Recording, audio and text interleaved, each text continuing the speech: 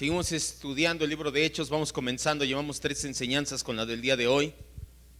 Historia de Salutis, historia de nuestra salvación.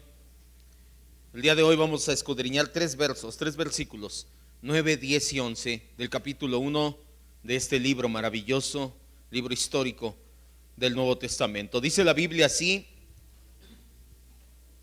habiendo dicho estas cosas, viéndolo ellos, fue alzado y le recibió una nube que le ocultó de sus ojos. Y estando ellos con los ojos puestos en el cielo, entre tanto que él se iba, he aquí se pusieron junto a ellos 2 varones con vestiduras blancas, los cuales también les dijeron: varones Galileos, ¿por qué están mirando al cielo? Este mismo Jesús que ha sido tomado de ustedes al cielo, así vendrá como le han visto ir al cielo. Cierren sus ojos, vamos a orar. Señor y Dios, te damos gracias en esta tarde.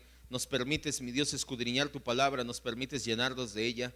Espíritu Santo, te rogamos una vez más: ¿a quién más podemos abrigarnos si no es contigo, Señor? ¿En quién más podemos cobijarnos si no es con usted, Señor? Para que abra nuestro entendimiento, para que abra nuestro corazón a estas enseñanzas. Le damos gracias, mi Dios, por esta palabra que estamos a punto de recibir.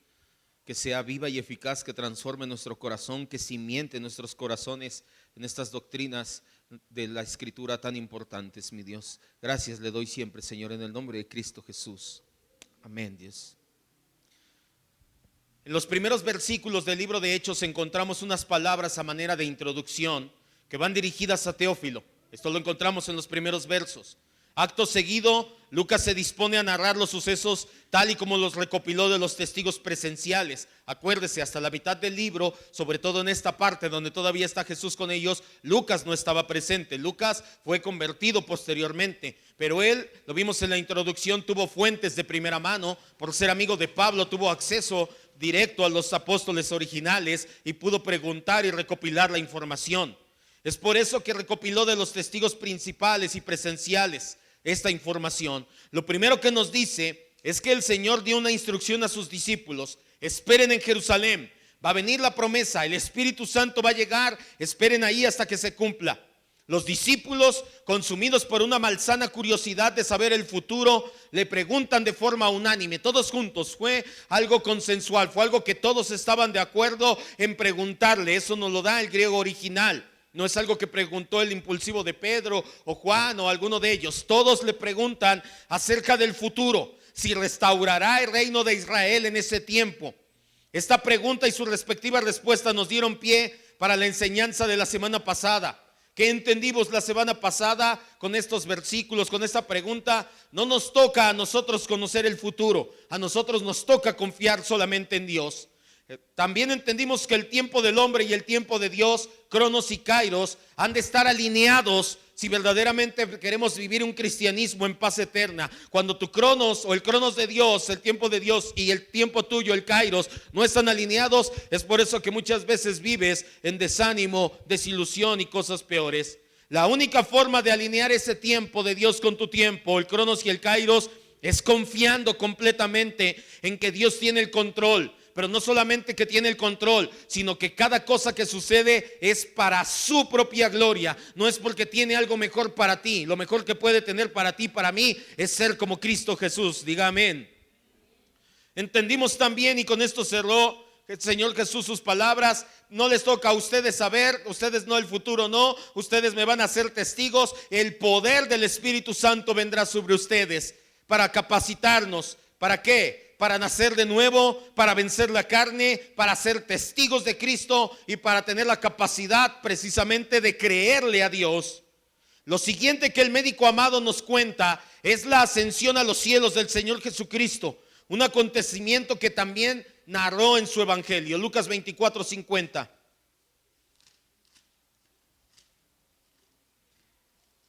No lo vimos cuando hicimos armonía de los evangelios, se lo comenté, y si no se lo comenté es porque ya se me va un poquito el avión, pero creo que sí se lo comenté, lo vamos a ver después. ¿Sí se me va el avión o sí se lo comenté? Porque digo, y todos dicen, sí, ya, el pastor ya ¿desde cuándo?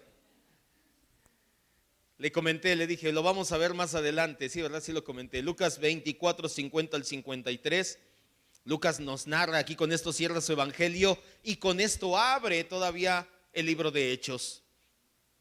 50 al 53 de 24 Lucas. Y los sacó fuera hasta Betania y alzando sus manos los bendijo, y aconteció que bendiciéndolos se separó de ellos y fue llevado arriba al cielo. Ellos, después de haberle adorado, volvieron a Jerusalén con gran gozo y estaban siempre en el templo alabando y bendiciendo a Dios. Amén. Nos vamos a quedar en la narración paralela del libro de Hechos. Solamente quería hacer mención, esto solamente es un complemento a lo de Lucas. Nos vamos a quedar en la narración del libro de Hechos, que en pocas palabras, en estos 3 versículos que vamos a ver, quiero que ponga mucha atención, nos describe 2 doctrinas, 2 situaciones trascendentes en la fe cristiana bíblica sana. Una fe cristiana bíblica sana debe de entender bíblica y sanamente estas 2 doctrinas: la ascensión de Jesús al cielo y su pronto regreso. En 3 versículos Lucas nos muestra cómo Jesús va al cielo, unos ángeles se aparecen y les dice, va a regresar. Esto es lo que vamos a entender el día de hoy. De repente la enseñanza del día de hoy se va a tornar un poquito como de los miércoles, vamos a ir a varias citas. Vamos entonces al versículo 9 de Hechos 1:9. No pasa nada, aunque parezca una enseñanza de día miércoles, es sano a nuestra vida espiritual también escuchar doctrina el día domingo, o vaya, una enseñanza doctrinal. Hechos 1:9. Habiendo dicho estas cosas, ¿qué cosas? Esperen, no vayan, no les toca a ustedes saber los tiempos, recibirán el Espíritu Santo.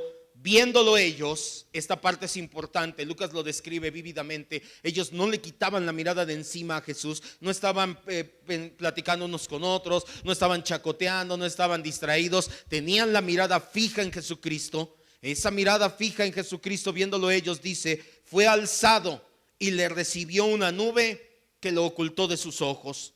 Lucas registra el hecho de la ascensión de Jesús en tan cortas palabras que es sorprendente que con tan pocas palabras nos dé tanta información. En la conclusión de su evangelio, Lucas nos dice que Jesús llevó a los discípulos a los alrededores de Betania, a 4 kilómetros de Jerusalén. Ya aquí en Hechos nos dice que el lugar exacto de Betania era el Monte de los Olivos. Obviamente ya lo sabemos, no se contradicen, se complementan los relatos. Es evidente que Lucas no enfoca su punto de vista en Jesús, al menos en el libro de Hechos. En el libro de Lucas sí dice que Jesús levantó las manos, los bendijo y mientras los estaba bendiciendo, él fue levantado a los cielos. En el libro de Hechos, ahora Lucas se enfoca en los discípulos, en que los discípulos no quitaban la mirada de encima de él. Ellos están viendo la ascensión de Jesús desde la tierra al cielo. Dice entonces que una nube le ocultó de sus ojos. No debemos de hablar de la ascensión en términos físicos o científicos, porque la escritura no pretende darnos la localización geográfica exacta del cielo. Hay por ahí algunas personas que de repente suben imágenes de que encuentra el telescopio Hubble o algún astrónomo, de donde parece que aquí está el cielo, donde mira, aquí parece que está el trono de Dios, ya lo encontramos, está a tantos años luz. Ni la Biblia, la ciencia no lo va a poder encontrar, dudo mucho que lo haga, porque la Biblia no nos quiere dar un lugar exacto geográficamente de la ubicación. Por eso es que nos dice, y una nube le ocultó, subió, le ocultó la nube y ya no supieron qué sucedió más. ¿Por qué dice que fue llevado hacia arriba? El movimiento hacia arriba es la única forma posible en la que podía ilustrar perfectamente el Señor Jesús. Ahora sí, una separación completa. ¿Por qué no se desapareció? ¿Por qué no se fue caminando? Porque si se hubiera desaparecido, ellos hubieran aguardado esa esperanza y dijeron, bueno, ya se ha desaparecido. Cuando estábamos aquí comiendo, que ni siquiera tocó y apareció y desapareció. O cuando fuimos al mar de Tiberias, de repente se apareció y desapareció. Entonces a lo mejor se vuelve a aparecer. ¿Por qué no se fue caminando? Porque dijeron, bueno, yo vi que iba por camino de Betania, vamos atrás de él o vamos a esperar que regrese.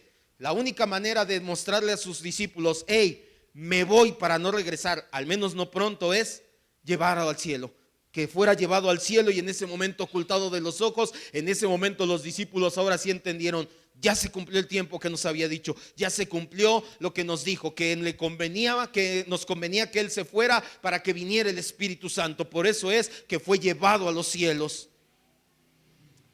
Menciona Lucas una nube. La mención de la nube es trascendente. La narrativa bíblica es constante al mencionar una nube. No vamos a ir a las citas para poder apurarnos, pero dice la Biblia en Éxodo 34:5 que cuando Moisés subió al Sinaí, ¿qué había ahí? ¿Sí lo ha leído? Cuando Moisés recibe los mandamientos, ¿qué había? Una nube. La gloria de Dios cubrió el tabernáculo. Cuando terminaron el tabernáculo de reunión, Moisés lo consagró. ¿Y qué fue lo que cubrió el tabernáculo? ¿Una qué? Una nube. Cuando Moisés y Elías aparecieron con Jesús en la transfiguración, ¿qué había? Una nube también. Jesús mismo, cuando estaba con sus discípulos y cuando fue interrogado, de hecho recuerde que eso fue el tema final o el punto final, cuando dijeron blasfemia y se rasgaron la vestidura. Ya dinos si eres o no el Hijo de Dios. Tú lo has dicho y no me verán hasta que regrese. ¿En qué dijo? En una nube, exactamente. La nube se relaciona con la manifestación de la presencia de Dios. La nube en la narrativa bíblica, no quiero que salga de aquí buscando nubes, es narrativa bíblica, por favor. Ay, ahí se ve una nube, tiene forma de, no, jamás. No, eso no se hace así. No, estamos hablando de la narrativa bíblica. La nube se relaciona con manifestaciones de la presencia de Dios. Las nubes en la Biblia acompañaban las teofanías. ¿Qué es una teofanía? Una manifestación directa de Dios o de su gloria o de su presencia aquí en la tierra. La nube era el símbolo de la gloria y la majestad de Dios.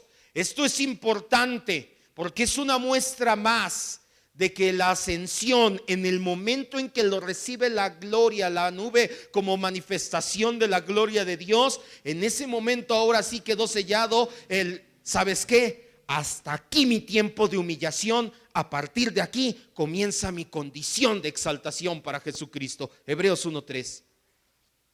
Esta parte es importante, la vimos hace un par de semanas. El camino a la gloria, ¿cuál fue? La humillación. Jesucristo tuvo que sufrir. Dice la Biblia que por lo que sufrió padeció obediencia. Aprendió obediencia. Por lo que sufrió, aprendió obediencia. El camino a la gloria fue el sufrimiento. De hecho, Lucas también lo dice. Cuando Él es recibido en una nube, es una manera en que la Biblia, en que la narrativa bíblica, en que Dios dice, el tiempo de humillación, la condición de humillación de Cristo se acabó. ¿Cuándo empezó? 33 y medio años antes, cuando se encarna en un pesebre. En ese momento comienza, ya no vamos a ser teológicos. Cuando vimos en Cristología, vimos que hay unos teólogos que dicen que no, que empezó desde la eternidad pasada, cuando en el pacto intertrinitario el verbo dijo, sí, yo voy a ir a morir. Ya no nos vamos a poner extrateológicos, vamos a tomarlo como que empieza en el momento en que Jesucristo se encarna en el pesebre. La Biblia dice que para Dios el hecho de voltear a ver hacia abajo ya es humillante, ya es una manera en que Él muestra su humildad, en que Él muestra que nos está siendo condescendiente con nosotros. Cuánto y más, y encarnarse como un ser humano. Ahí empezó su condición de humillación. Vivió 33 años y medio y se culminó la humillación cuando fue colgado en una cruz, cuando fue vituperado, cuando bajó a los infiernos. Todo eso fue parte de su condición de humillación, pero no iba a vivir en humillación para siempre. Él es el Cordero de Dios, es el Verbo, es Jesucristo, segunda persona de la Trinidad. No iba a vivir para siempre en condición de humillación. A partir de que es recibido en el cielo, comienza su periodo de exaltación. Hebreos 1:3. El cual, hablando de Cristo, siendo el resplandor de su gloria, de la gloria de Dios, y la imagen misma de su sustancia, y quien sustenta todas las cosas con la palabra de su poder, habiendo efectuado la purificación de nuestros pecados por medio de sí mismo. Está diciendo aquí el escritor de Hebreos, Él vivía en humillación, tenía condición de humillación donde efectuó nuestra condición, nuestra purificación de pecados. Dice, se sentó a la diestra de la majestad en las alturas. El escritor de Hebreos pone junto con pegado las dos condiciones. Oigan, la condición de humillación fue para salvarnos, pero la condición de exaltación es para preservarnos. Está sentado al lado de la diestra de la majestad de Dios.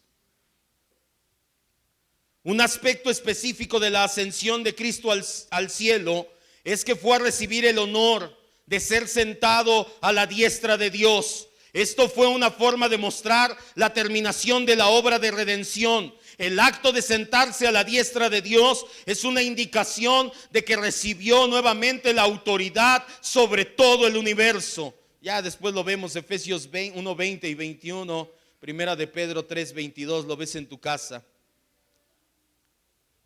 ¿A dónde sube Jesús?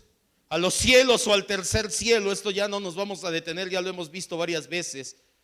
Es donde Cristo entra en su elevación. Para el pensamiento semita, los cielos están divididos en 3 esferas, ya lo hemos visto. El cielo atmosférico, que es esto que alcanzamos a ver, viene en Efesios 6, Apocalipsis 12. El cielo estelar o la expansión de los cielos viene en Génesis 1:14. Nosotros astronómicamente lo conocemos como el espacio exterior. Y el tercer cielo o el cielo de los cielos, que es considerado por el pensamiento semita, vaya, bíblicamente hablando, es considerado el lugar como donde se encuentra el trono de Dios. Esto viene en Reyes 8, Primera de Reyes 8 y Segunda de Corintios 12:2. Como un paréntesis, por eso me estoy apurando porque quería llegar a esto. Es bueno hacer notar que hay en circulación desde hace mucho tiempo, esto no creo que es nuevo. Yo cuando empecé a congregarme ya había, imagínense, en cassettes, le tenían, yo no sé si algunos se acuerdan, le metíamos el lápiz y órale hasta que se regrese. Había cassettes donde había un testimonio de 7 jóvenes que bajaron al infierno y subieron al cielo. ¿Sí lo escuchó alguna vez? Ahorita hoy en día no se perdió de mucho. Si no lo escuchó, no se perdió de mucho realmente. Hoy en día con las redes sociales, con YouTube, con el internet, todavía abundan más o es más fácil llegar a ello. Son farsas emocionalistas. No son reales esos testimonios donde 7 jóvenes señoritas, ancianos, estuvo muerta esa niña, bajaron al infierno que realmente es el Hades, de ahí como Pablo fueron al cielo y traen un mensaje para nosotros: arrepiéntete o perderás tu salvación, etcétera, etcétera. Son solamente falacias. Bíblicamente esto es imposible. Lucas 16, 19 al 31. Es más, vamos a Lucas 16, 31. Nos habla de la parábola de Lázaro y el rico. Pero el versículo 31, 29, dice el rico: Padre Abraham, por favor, permite que Lázaro vaya y les predique a mis hermanos, porque ellos no se van a arrepentir, no quiero que estén aquí. Y Abraham le dijo al rico: a Moisés y a los profetas tienen. ¿Qué estaba diciendo Abraham? ¿Te basta qué? La escritura. Sola escritura estaba diciendo ahí Abraham.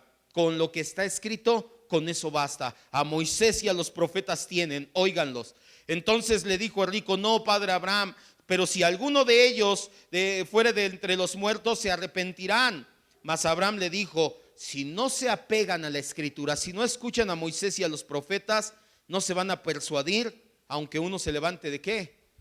Entonces toda esa farsa que te dicen que fueron al infierno y que te traen un mensaje, dile: no te creo.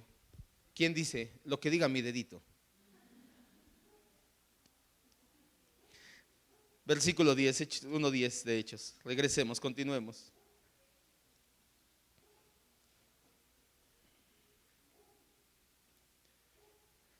Y 11.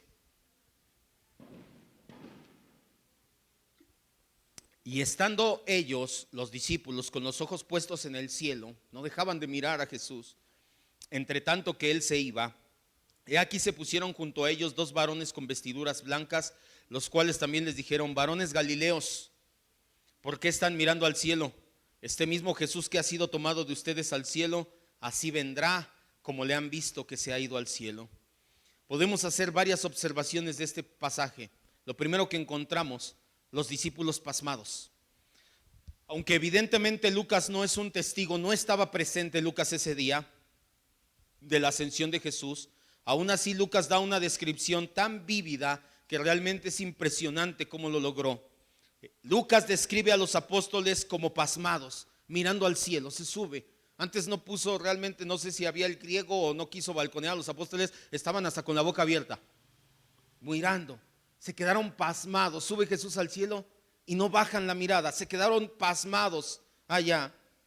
En su evangelio Lucas nos dice que los discípulos adoraron y volvieron a Jerusalén. Pero en Hechos ahora nos dirige la atención a que antes de adorar y dirigirse a Jerusalén, se quedaron pasmados mirando al cielo. Él describe la emoción que experimenta el ser humano ante la despedida. ¿Qué es lo que estaba haciendo Lucas ahí? ¿Te has despedido de alguien que no te quieres despedir? ¿Te ha pasado? ¿Y cómo te quedas viendo? Y hasta que ya no se ve. Y hasta que ya no se ve. Hace años, cuando todavía mis papás vivían aquí, estaban que iban o no, que estaban en Acapulco, se iban y venían a Acapulco, mi mamá, mi papá, cuando venían de visita, la íbamos a dejar a la terminal de autobuses y no acuerdo que nos parábamos en el Cristal y ya veíamos que se iba y salíamos, corríamos al andén, traía a Ruth en brazos y ahora donde sale y ahí estábamos, adiós, adiós, y veíamos que se iba el camión y adiós y adiós. Cuando te despides de alguien que no te quieres despedir, que estás vinculado emocional, afectivamente, es la manera en que te quedas, es lo que sucede, tu corazón sigue ligado ahí. Lucas es lo que está describiendo, la emoción que experimentaron estas 11 personas en esa despedida. Sin embargo, si hay algo de tristeza en este caso, si la hay, es disipada de inmediato cuando estos dos ángeles se aparecen, que es lo segundo que encontramos aquí, dos ángeles. Mientras los discípulos todavía continúan mirando al cielo, de repente dos hombres vestidos de blanco se aparecen junto a ellos. Obviamente son ángeles enviados por Dios. Tienen una gran semejanza con los dos ángeles vestidos de blanco que se aparecieron en la tumba el domingo de resurrección, que se aparecieron a las mujeres y a María. El color blanco simboliza la pureza y el gozo. Tal vez más adelante hablemos un poco de angelología bíblica, la organización y jerarquía de los ángeles, etcétera. No lo sé, tal vez más adelante. No es algo que realmente me interese mucho, no es algo que importe mucho más allá de las doctrinas fundamentales. Por el momento tenemos que recordar algo. ¿Qué hacían ahí esos ángeles? Estaban ejerciendo su oficio. Su nombre en el griego lo indica. El griego ángelos significa mensajero. ¿Qué estaban ahí? Estaban llevando un mensaje de parte del Señor. Estos ángeles fueron enviados no a reprender, no a regañar a los discípulos por ver al cielo y quedarse pasmados, sino fueron enviados a llevar un mensaje muy especial. De ahí que pregunten, varones galileos, ¿qué hacen mirando al cielo? Podemos entender entonces que se dirige a ellos como de Galilea, con la excepción de Judas, los 11 eran de Galilea. Los ángeles llaman a los apóstoles galileos a propósito para recordarles el compañerismo que tuvieron con Jesús en el ministerio terrenal en Galilea. Estos ángeles han venido a transformar esa tristeza que se empieza a gestar en gozo. ¿Cómo lo hicieron? Asegurándole a los discípulos este mensaje. Aunque Jesús ha ascendido a los cielos, ¿saben qué? Ustedes vayan, cumplan una tarea, porque va a volver en un tiempo señalado. Y eso es lo siguiente que entendemos y que debe de entender cualquier cristiano. Este era el mensaje para que se disipara la tristeza del corazón de los discípulos, y es lo que tiene que entender cualquier cristiano en sana doctrina. Cristo va a venir por segunda vez a la tierra. Ese regreso es físico, personal y visible. Tiene que tener estas tres características, amado hermano. Él físicamente, y lo dicen los ángeles, ese mismo Jesús que acaba de subir, así va a regresar. ¿Por qué tiene que ser físicamente? Porque hay algunos que dicen que ya regresó espiritualmente en la representación del Espíritu Santo, y no, Jesús regresa físicamente. Personalmente, ¿por qué? Porque hay algunos que dicen que nosotros, su iglesia, somos la segunda venida de Cristo, estamos cumpliendo el oficio de Cristo. Mentira. La Biblia dice que va a regresar personalmente, lo acabamos de leer. Y tercero, visiblemente, así como vieron que se fue, así va a regresar. De hecho, más adelante Pablo dice que todo ojo le verá, todo mundo va a ver el regreso de Cristo. ¿Por qué decimos esto? Porque los testigos de Jehová y algunas sectas han dicho que Cristo ya regresó, pero que no se ha manifestado, que está ahorita en una mansión en Los Ángeles esperando que nos arrepintamos para... Va a regresar física, personal y visiblemente. El estado de exaltación no termina solamente con Cristo sentado al lado del Padre en el trono gobernando el universo. El estado de exaltación de Cristo va todavía más allá. Va a ser cuando consume su obra, cuando, como dice Pablo en 1 Corintios, entregue el reino a su Padre. incluye el hecho de que aquel que sufrió a manos de hombres retornará glorioso a juzgar a vivos y muertos. ¿Qué le estoy diciendo? ¿Qué dice la Biblia? Que el estado de exaltación de Jesucristo no nada más es, ya estoy en la gloria, ya estoy sentado en un trono. El estado de exaltación incluye, voy a regresar y esas manos pecadoras que me maltrataron, las voy a juzgar a vivos y a muertos, dice la Escritura. Eso es parte de la condición de exaltación del Señor Jesucristo. Es por ese motivo que la Escritura dedica mucha atención a este tema. La primera iglesia lo tomaba muy en serio. La primera iglesia vivía en intensa vigilia y con una expectación por el regreso de Cristo. Apocalipsis 22:7. Ahora quiero que entienda eso que le voy a decir mientras vamos a Apocalipsis. La segunda venida de Cristo, el regreso de Cristo, es una promesa para la iglesia.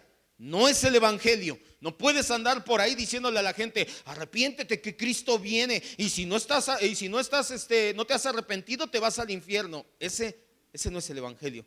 ¿Qué es el evangelio? Somos pecadores. Cristo murió en nuestro lugar y ahora tienes vida nueva en Cristo. Ese es el evangelio. Si tú le dices, Cristo viene, ¿estás preparado? No. ¿Ese mensaje para quién es? Para la iglesia, para alimentar la expectativa y la esperanza en Cristo. El apóstol Pablo le llama a esto la esperanza bienaventurada, el decir, Cristo va a regresar un día, sigamos adelante. Apocalipsis 22:7. He aquí vengo pronto, bienaventurado el que guarda las palabras de la profecía de este libro. Ahí mismo, versículo 17. Y el espíritu y la esposa dicen ven, y el que oye diga ven. Y el que tiene sed venga, y quiera toma del agua de la vida gratuitamente. Y ahí mismo versículo 20, el que da testimonio de estas cosas dice, ciertamente vengo en breve. Amén, sí, ven Señor Jesús. Cuando Jesús le dice a Juan, vengo en breve, Juan dice, sí Señor, ven, amén. Pablo les escribe a los corintios en 1 Corintios 16:22, no vayas, y leemos que en su despedida final Pablo utiliza una frase aramea que dice Maranatha, que se ha transliterado hasta nuestros días como Maranata. ¿Qué significa Maranata? Que el Señor viene. Eso es lo que significa. Esta frase se convirtió en un lema de la primera iglesia. Sin embargo, el tema de regreso glorioso de Cristo ha perdido fuerza, sobre todo a partir del siglo IV de nuestra era, por dos motivos.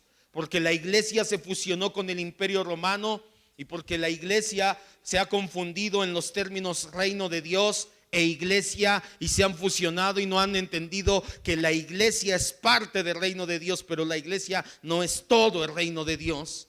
Lamentablemente esa situación sigue latente hasta nuestros días en la mayoría de las iglesias cristianas. No entienden, no saben lo que significa Cristo viene, no saben lo que significa esta situación. Muchos están enredados y para que podamos seguir adelante, quiero que entienda que hay tres grandes escuelas escatológicas. ¿Qué es la escatología? El estudio de los últimos tiempos, después lo vamos a ver. Amilenialismo, premilenialismo, postmilenialismo. Todos vienen en referencia a Apocalipsis 21:3. Regrese ahí mismo.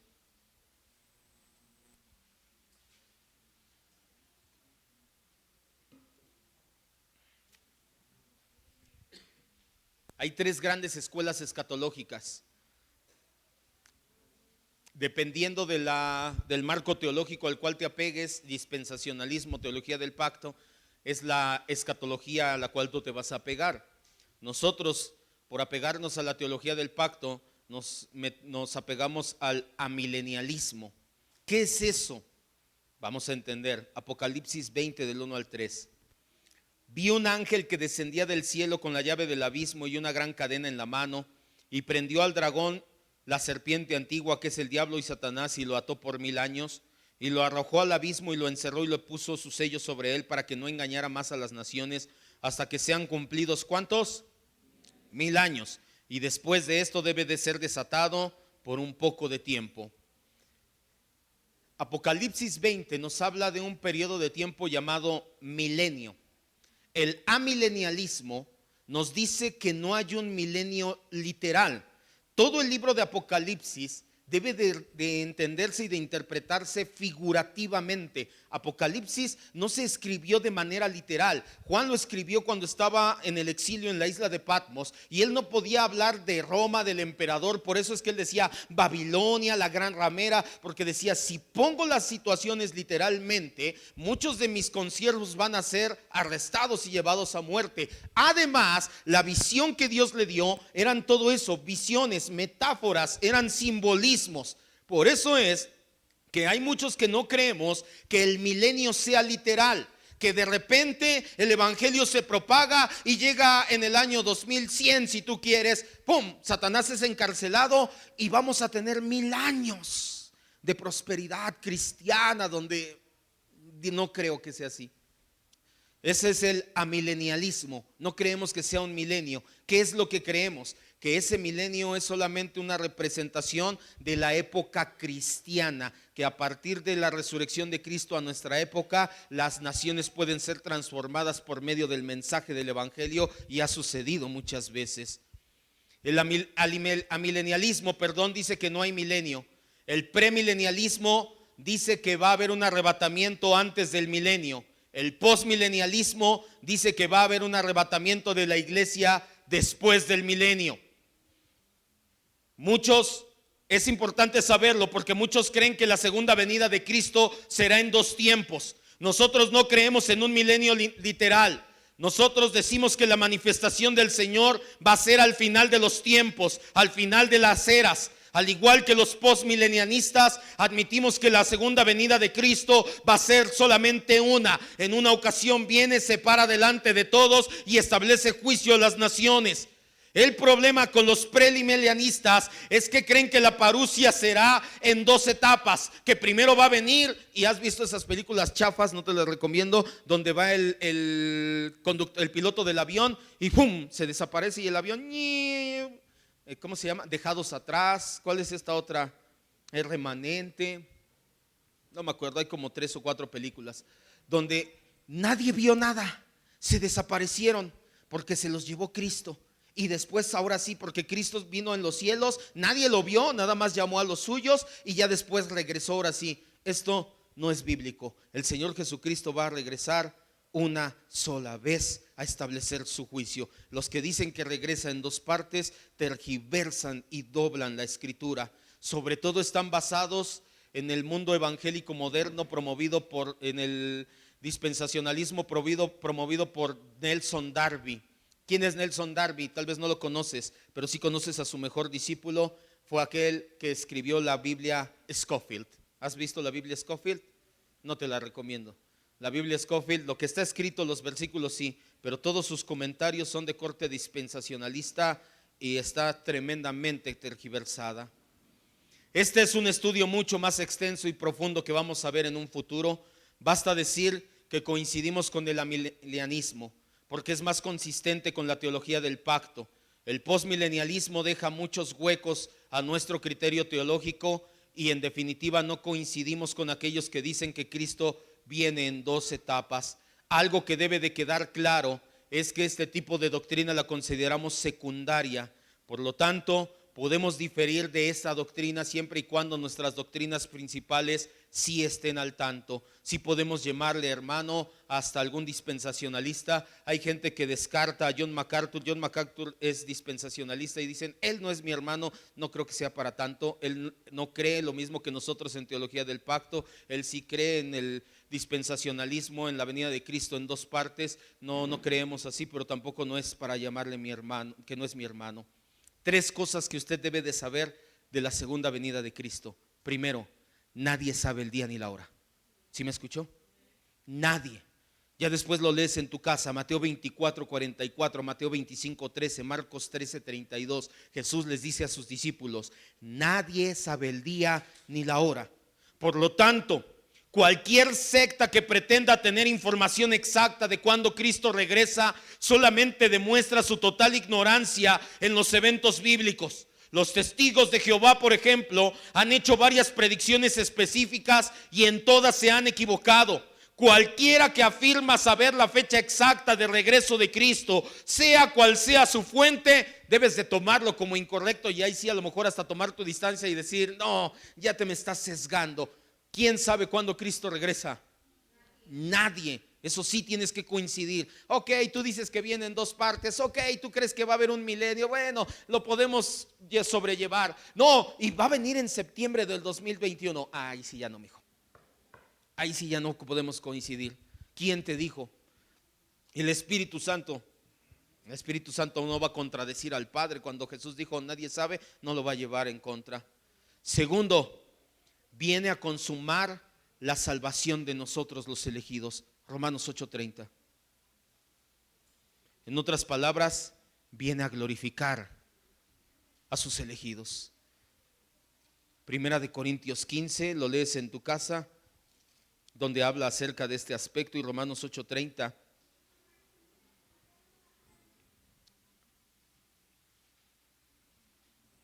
Viene a poner el último eslabón, o ¿cómo podríamos decirlo? No a poner, no, porque ya está puesto. A llevarnos a vivir el último eslabón de la cadena de la salvación. Acuérdense, nosotros creemos en 7 eslabones, hay quienes creen en 10, en 9, da igual, 5. Empezamos nosotros en conoció, predestinó, eligió, etcétera, hasta llegar a glorificó. Cuando Cristo regrese, viene a llevarnos a vivir el último eslabón de la cadena de la salvación. ¿Cuál es? La glorificación. Viene a glorificarnos a nosotros sus elegidos. Diga gracias, Dios. Romanos 8:30 dice, y a los que predestinó los llamó, y a los que llamó justificó, y a los que justificó también, ¿qué dice? Glorificó. En pocas palabras, Cristo viene nuevamente y viene también, tercero, a condenar a los pecadores. Mateo 24:30 y 31.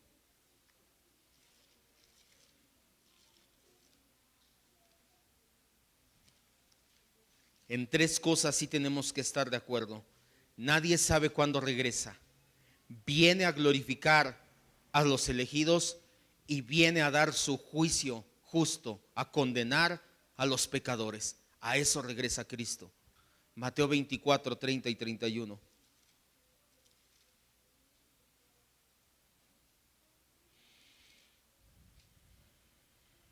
Entonces aparecerá la señal del Hijo del Hombre en el cielo, y entonces lamentarán todas las tribus de la tierra y verán al Hijo del Hombre viniendo en las nubes del cielo. Nuevamente lo vemos con poder y gran gloria. Y enviará a sus ángeles con gran voz de trompeta, y juntarán a sus escogidos de los 4 vientos desde un extremo del cielo al otro. Y ahí mismo 25:31. Cuando el Hijo del Hombre venga en su gloria con todos los santos ángeles con él, entonces se sentará en su trono de gloria, y serán reunidas delante de él todas las naciones, y apartará unos y a otros como aparta el pastor a las ovejas de los cabritos, y pondrá a las ovejas a su derecha y a los cabritos a su izquierda. Entonces dirá el rey a los de su derecha: vengan, benditos de mi Padre, hereden el reino preparado para ustedes desde la fundación del mundo. Estoy llevando a culminación el primer eslabón, se está culminando aquí. Porque tuve hambre, tuve sed, etcétera, hasta ahí nada más. En pocas palabras, nadie sabe cuándo Cristo viene, pero viene nuevamente a establecer juicio a los incrédulos y a dar recompensa a nosotros los escogidos. Cierre sus ojos.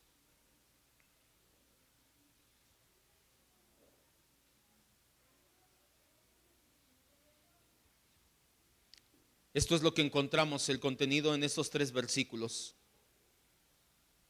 La nube de la gloria, que representa cuando Jesús entra a la condición de exaltación. Terminó ya ese Cristo Cordero en el cual la gente esperaba que viniera, y que cuando Cristo venga me va a perdonar, y ahora sí me voy a arrepentir cuando Él regrese. La primera vez vino un cordero, la segunda vez viene un león. Viene a establecer su juicio. Esa situación de ser condescendiente terminó en el momento que fue ascendido al cielo, que llegó al estado de exaltación. Entendemos en estos pasajes, también en este pasaje, la ascensión de Cristo, como Cristo fue llevado hasta el tercer cielo. El mensaje de los ángeles, que es el regreso glorioso de nuestro Señor Jesucristo. No quiero que te vayas solamente con doctrina, no porque sea malo, pero quiero que medites en esto que te voy a decir en estos últimos 2 minutos.